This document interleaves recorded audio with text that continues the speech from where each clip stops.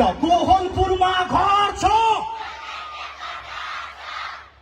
यत्रो 20-30 हजारको हल्ला यतिले पुगेन यार। अलि देऊ हाम्रो जोस। भोक लागेको छ भने मालदाले अहिले चिकन मोमो खुवाउँछ।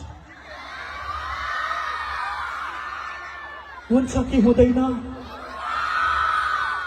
बफ मोमो खाने कि नाइ? बफ मोमो खान मन पर्छ। प्रदीप दाइले धेरै खानुहुन्छ बफ मोमो। केही छैन। बर्दियामा घर छ। बर्दियामा घर छ। कोहलपुरमा घर छ। किन चुपचाप? बाँके जिल्ला घर छ। अर्को सालको मङ्सिरमा त्यसरी अर्को सालको मङ्सिरमा यताको जेन्जीको आएन नि। अर्को सालको मङ्सिरमा अर्को सालको कार्तिकमा मान्छेको बिहा हुन्छ। चण्डी दाई कार्तिकमा मान्छेको बिहा हुन्छ र अमित दाई कार्तिकमा कुकुरको बिहा हुन्छ। थोरै टाइम छ है।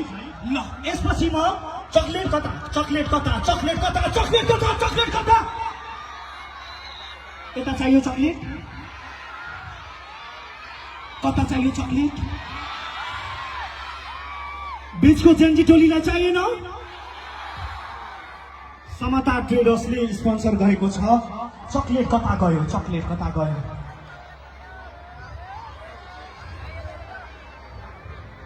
एकदम एकदम दाइ एकदम दाइ नातिनुहोस्।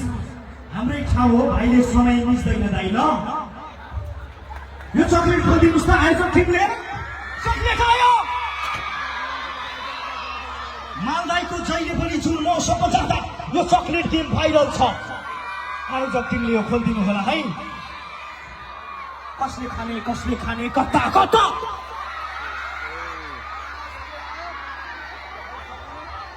प्रदीप दाई कहाँ जानुभयो? चण्डी दाई कहाँ जानुभयो? होस् राजा सबै खोलेर राखिदिनुहोस् त यहाँ।